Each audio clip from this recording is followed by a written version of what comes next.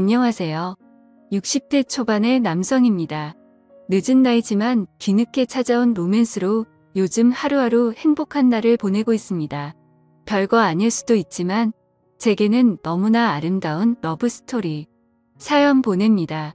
저는 아주 어렸을 때 결혼을 했습니다. 군대를 갔다 오고 복학하기 전에 학교 근처에서 알바를 시작했습니다. 잘 되는 호프집 알바고 사람도 많고 늦게 끝나 피곤하기도 했지만 복학하기 전에 용돈이라도 벌 심산이었습니다. 호프집 규모가 다소 컸기 때문에 아르바이트생도 몇 명 있었는데 그 중에 눈에 들어오던 여자가 있었습니다. 그렇게 예쁘게 생기지는 않았고 약간 통통했지만 힘든 일에도 불구하고 항상 웃음을 잃지 않는 여자였습니다. 처음에는 외모가 제 스타일이 아니라서 마음에 들지 않았는데 그녀의 밝은 성격과 해맑은 미소에 점점 마음을 빼앗겼고 저는 그녀를 좋아하기 시작했습니다. 처음에는 그냥 아르바이트 동료로 대화도 몇 마디 나누고 다른 동료들과 술자리에서 티 안 나게 그녀를 챙겨주면서 제 마음을 표현했습니다. 그러다 복학할 때가 되어 아르바이트를 그만두기 며칠 전 그녀에게 고백을 했고 그녀와 사귀게 되었습니다. 그녀와 사귀기 시작하자 그녀는 자신의 사정을 이야기했습니다. 아버지는 어렸을 때 돌아가시고 어머니랑 둘이 살았었는데 1년 전쯤에 암으로 하늘나라에 가셨다고 합니다. 어머니가 살아계셨을 때는 그래도 어머니가 대학교 등록금을 보태주셔서 아르바이트하며 용돈을 마련했는데 어머니가 돌아가시니 학교를 다닐 형편이 안 돼서 휴학 중이라고 하네요. 호프집 아르바이트를 해서 월세 내고 생활비하면 남는 게 얼마 없지만 그래도 학교를 다니고 싶어서 차곡차곡 모으고 있다고 했습니다. 저희 집이 그렇게 잘 사는 건 아니지만 그래도 저는 부모님께서 학비와 용돈을 다 보태주시고 학교 근처에 자그마한 전세방까지 구해주셨는데 저랑 2살밖에 차이 안 나는 그녀의 사연이 너무나 가슴 아팠습니다. 저는 그녀의 월세라도 아끼고자 살림을 합치자고 제안했고 처음엔 거절하던 그녀도 몇 번의 제안에 결국 수락하고 동거를 시작했습니다. 동거를 하고 나자 그녀가 훨씬 더 좋아지기 시작했습니다. 그녀는 낮에는 식당에서 밤에는 호프집에서 힘든 아르바이트를 했지만 자기보다는 저를 먼저 생각해 주었습니다. 제가 공부하느라 힘들다며 바쁜 와중에도 맛있는 요리도 해주고 깔끔한 성격이라 정리정돈도 잘해서 집안은 늘 깨끗했습니다. 20대의 열정적인 남녀인지라 서로 시도 때도 없이 만나서 데이트를 즐겼습니다. 저는 군대 가기 전에 몇 번의 연애를 한 경험이 있었는데 그녀는 제가 처음 만난 연애 상대였습니다. 그렇게 몇 달을 행복한 시간을 보내다 우리에게 시련이 왔습니다. 어느 날 혼자서 끙끙 앓던 그녀는 울면서 저에게 임신인 것 같다며 고민을 털어놨고 테스트기를 사서 확인한 결과 임신이었습니다. 그 당시 저도 어렸고 아직 졸업을 하려면 1년 이상 남은 때라서 눈앞이 캄캄했습니다. 그러면 안 됐었는데 임신 사실을 알게 되었을 때 제 표정이 너무 심각했나 봅니다. 그녀는 저의 모습에 너무나 슬퍼했고 다음날 수술을 한다고 하더군요. 그녀의 입에서 수술이란 단어가 나오자 그때서야 정신이 들었고 제가 어떻게 해서든 방법을 구해볼 테니 수술은 절대 하지 말고 기다려달라고 했습니다. 저의 진심 어린 사과에 그녀도 마음이 풀렸는지 행복한 미소를 보였고 갑자기 딸기가 먹고 싶다 해서 딸기를 사와 같이 먹었습니다. 며칠간 고민을 하다가 어쩔 수 없이 부모님께 사실대로 말씀드렸어요. 저희 부모님도 처음에는 노발대발하시더니 다른 집 귀중한 자식에게 몸에 칼을 댈 수 없고 수술을 하는 건 살인과도 같다며 우선 그녀와 함께 집에 오라고 했습니다. 부모님께 심한 꾸중을 들을 거라는 예상과는 달리 부모님은 그녀에게 우리 아가 하며 정말 잘해주셨고 부모님의 도움을 받아 좀 더 큰 곳으로 집을 옮기고 무사히 출산을 할 수 있었습니다. 너무나도 예쁜 딸이 우리에게 찾아왔고 나이도 어리고 서툴렀지만 딸을 키우며 행복한 시간을 보냈습니다. 아내는 임신하고 출산하고 하느라 본인도 힘들었을 텐데 항상 제가 공부를 할 수 있게 배려해 주었고 저는 딸이 돌이 될 때쯤 남들도 부러워할 대기업에 취직을 했습니다. 딸도 건강하게 잘 자랐고 아이가 초등학생이 되어 손이 덜 가게 되자 아내는 출산과 육아로 포기했던 학업을 다시 하기를 바랐고 방통대에 진학하여 학업도 병행했습니다. 집안일, 육아, 학업 모두 열심히 하는 아내가 정말 사랑스러웠고 졸업을 1년 남긴 어느 날이었습니다. 아내의 안색이 좋지 않아서 걱정을 했지만 많은 일들을 하느라 힘이 들어서 그런 줄 알았는데 혹시나 하는 건강검진에 아내는 유방암 3기를 진단받았습니다. 정말 천사 같고 열심히 살았던 아내였는데 왜 이런 일이 생겼는지 하늘이 원망스러웠습니다. 아내는 수술, 방사선 치료, 항암 치료를 잘 견뎌내고 그 와중에 방통대도 졸업했습니다. 하지만 졸업 후 아내의 상태가 급격히 안 좋아지더니 결국 하늘나라로 갔습니다. 저는 정말 죽고 싶은 심정이었고 한동안 폐인으로 살았습니다. 그때는 딸도 제 눈에 들어오지 않았습니다. 그러길 몇 달 결국 저는 정신을 차렸고 어머니의 도움을 받아 아이를 키우면서 일에만 몰두하며 지냈습니다. 아이가 고등학생이 되었을 때 회사에 사직서를 제출하고 작지만 제 회사를 차렸습니다. 그때부터 제 머릿속에는 딸과 회사밖에 없었습니다. 그렇게 10여 년이 흘렀고 회사는 안정 수준으로 괜찮은 수익이 났고 딸도 좋은 배필을 만나서 결혼을 했습니다. 딸이 결혼하고 나니 갑자기 공허해졌습니다. 딸이 시집가기 전에는 같이 살았었는데 시집가고도 자주 찾아오기는 하지만 퇴근 후 혼자 집에 들어갈 때는 정말 외로움에 사무쳤습니다. 주위에서 돌싱들을 소개해줘서 만나기도 했는데 예쁘고 괜찮은 분들도 있었고 저를 마음에 들어하는 분들도 있었지만 결국에는 제가 마음을 접게 되더군요. 그렇게 1년 정도가 흘렀을 때 마음을 가다듬고자 혼자 제주도 여행을 갔습니다. 제주도를 향하는 비행기 옆 좌석에 40대 중반으로 보이는 아름다운 여성분이 있었습니다. 왠지 어두운 표정의 그녀였지만 너무나 예쁘고 향수 냄새는 아닌데 정말 향기로운 냄새가 났습니다. 저는 옆 좌석에 앉아 있다는 것만으로도 심장이 두근거렸고 첫눈에 반한다는 게 이런 건가 생각했습니다. 하지만 나이 차이도 많이 나는 것 같고 비행기에서 처음 봤는데 말을 걸거나 하면 이상한 사람으로 생각할까봐 그러지도 못했습니다. 제주도에 도착하는 1시간이 너무나 짧게만 느껴졌습니다. 공항을 빠져나올 때 앞에 있는 그녀를 붙잡을까 수없이 망설였지만 결국은 그럴 수 없었습니다. 그냥 짧은 설렘으로 끝낼 수밖에 없었습니다. 혼자 렌트카를 타고 제주도를 여행하기 시작했습니다. 계획을 전혀 짜지 않고 온 여행이라 바닷가를 끼고 도로를 따라가다가 괜찮은 카페나 식당이 있으면 들어갔습니다. 처음 도착한 곳이 함덕해변이었는데 오랜만에 바다를 보니 너무나도 좋았습니다. 카페에 앉아 바다를 보는 것만으로도 힐링이 되었습니다. 근처에 숙소를 잡고 추천하는 레스토랑에 가서 혼자 저녁을 먹으며 와인을 한잔했습니다. 너무나 만족한 식사를 하고 숙소에 와서 쉬는데 혼자 여행이 좋기는 했지만 외롭기는 했습니다. 다음날 전날 갔던 카페에 커피 맛이 생각나 다시 찾았습니다. 아침이라 사람이 많이 없었고 창가에서 바다를 보며 혼자 앉아있는 여자분이 있었습니다. 그 여자분이 고개를 잠시 돌렸을 때 그녀가 비행기에서 제 마음을 설레게 했던 그녀라는 걸 알게 되었고 제 심장은 두근거리기 시작했습니다. 저는 커피를 마시며 그녀가 눈치채지 못하게 그녀를 지켜보았고 그녀는 뒷모습에서도 왠지 쓸쓸함이 느껴졌습니다. 그녀에게 말을 걸어볼까 했지만 저를 기억 못할 것 같아서 망설이는 동안 그녀는 자리에서 일어났고 나가는 길에 눈이 저와 마주쳤는데 그녀도 저를 기억하는지 잠시 멈칫하더니 가볍게 목례를 하고 카페를 나갔습니다. 저는 잠시 망설이다가 그녀를 따라 나갔는데 그녀의 모습은 보이지가 않았습니다. 몇십 분을 찾아 헤맸지만 그녀를 찾을 수 없었습니다. 용기를 내지 못하고 망설였던 제 자신이 너무나도 원망스러웠습니다.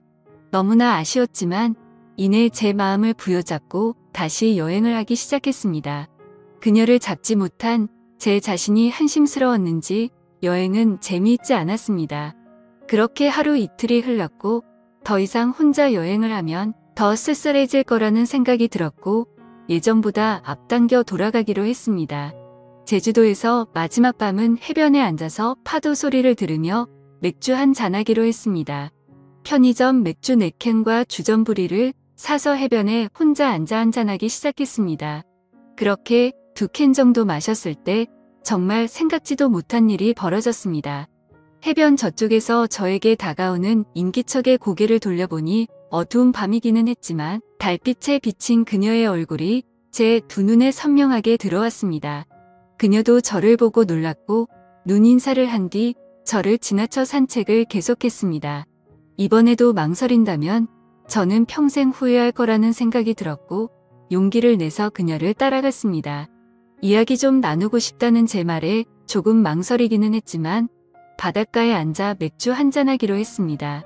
다소 어색하기도 했고 중간중간 말이 끊기기도 했지만 저희는 이런저런 이야기를 했습니다. 그녀는 가끔씩 환하게 웃기도 했는데 그녀의 활짝 웃는 미소는 너무나도 가슴 설렜습니다. 그렇게 이야기를 주고받으며 맥주를 다 마시고 그녀의 숙소 앞까지 바래다 주었습니다.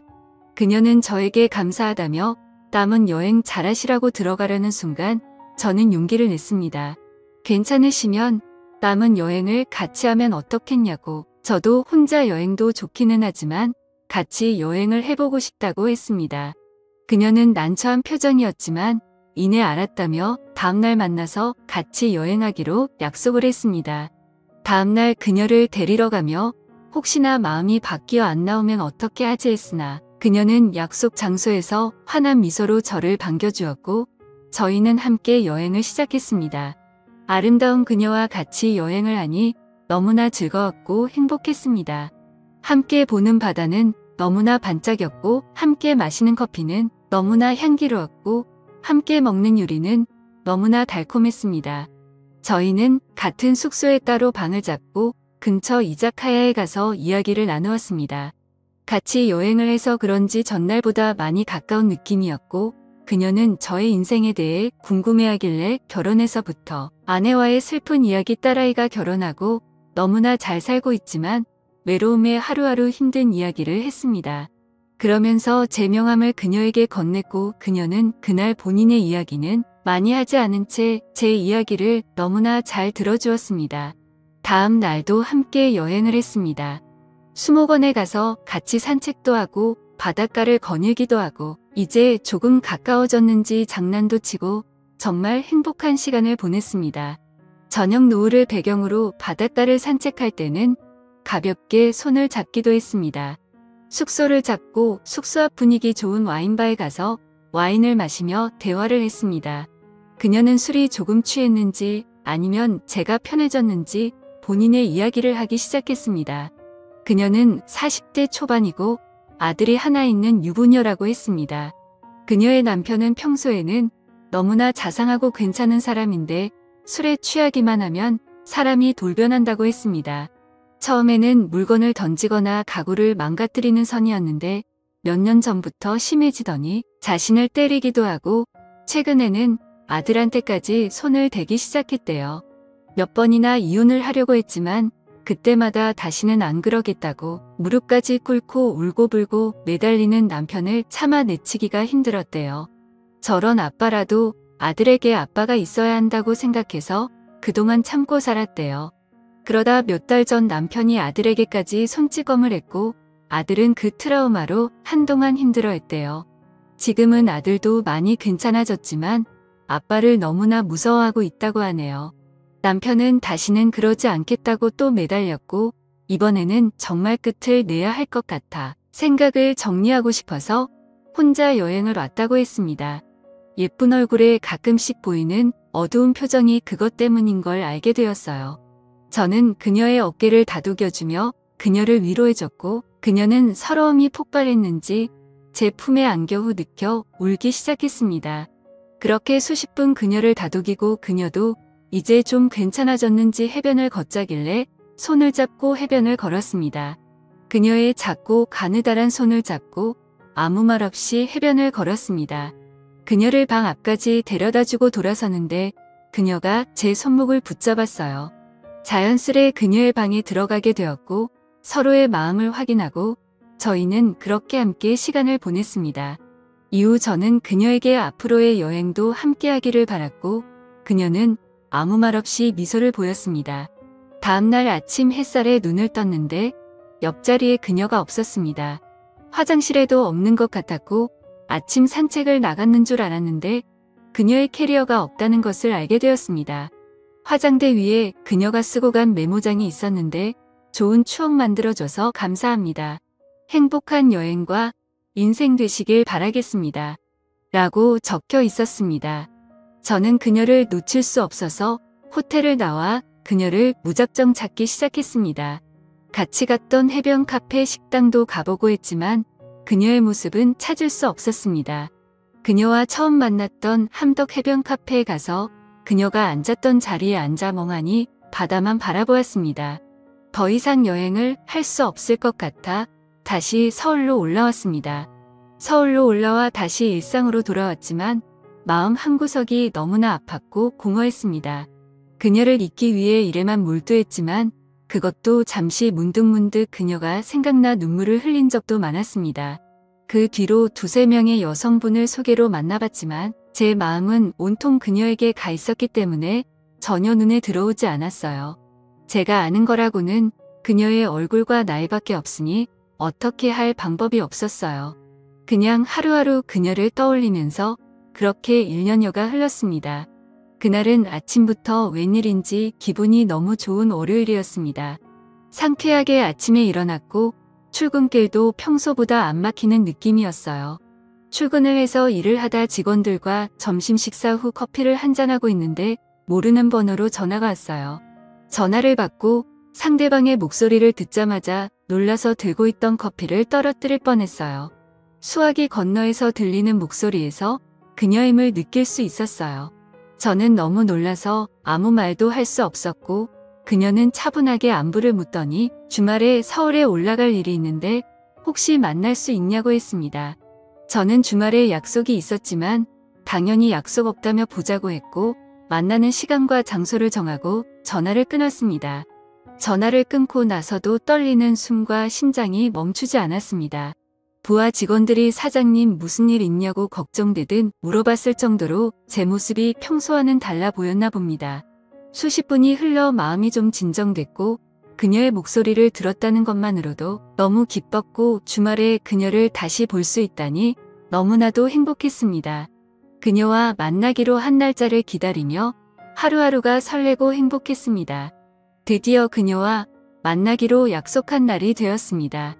저는 최대한 깔끔하면서도 너무 꾸미지 않은 것 같은 옷을 입고 간만에 향수도 뿌리고 머리에 힘도 주었습니다. 토요일 저녁 그녀와 만나기로 한 카페로 향했습니다. 그녀를 빨리 보고 싶다는 생각에 서둘렀는지 약속 시간보다 1시간 전에 도착하였고 카페 문이 열릴 때마다 그녀일까 두근두근했습니다. 그녀는 약속 시간 10분 전에 문을 열고 들어왔고 그녀의 모습은 너무나 눈부셨습니다.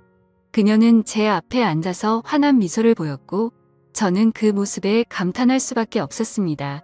그녀도 저와의 만남을 기다린 듯 깔끔한 정장 스타일의 옷을 입고 있었고 미용실을 다녀온 듯한 헤어스타일과 메이크업이었습니다. 처음에는 다소 어색한 대화를 주고받다가 곧 그녀의 진심을 들을 수 있었습니다.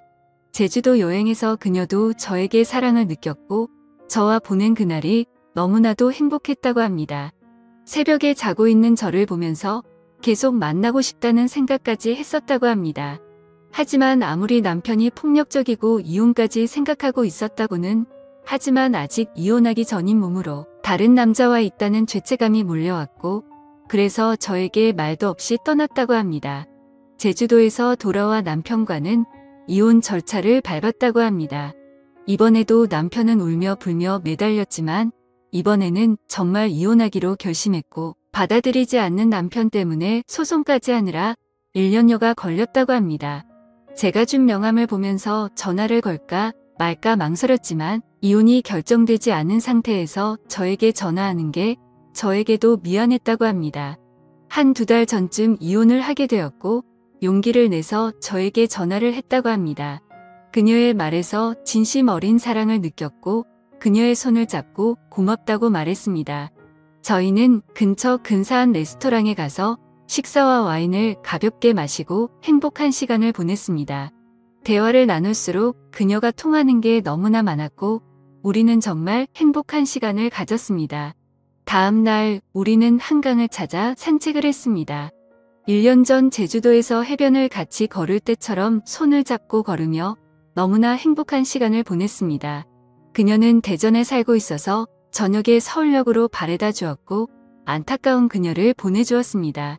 그 이후로 주말마다 그녀가 서울로 올라오거나 제가 대전으로 찾아가 데이트를 즐겼고 반년 전에는 그녀가 서울에 취직을 하고 우리 집 근처 쪽에 집을 얻었고 서로의 집을 오가며 사랑을 키워나가고 있습니다.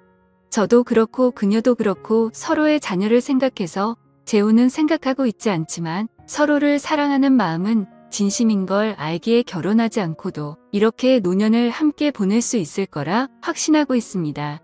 제가 나이가 있기는 하지만 그녀와 사랑을 나눌 때마다 청춘으로 돌아간 것 같은 힘이 솟았고 그녀도 저와의 만남에 너무나도 만족한 모습입니다. 나이가 들어도 사랑을 할 수 있고 제 나이에도 사랑을 나눌 수 있습니다. 저 또래의 다른 분들도 좋은 인연을 만나서 사랑을 하고 사랑을 나누면서 행복한 제2의 인생이 되시길 바랍니다.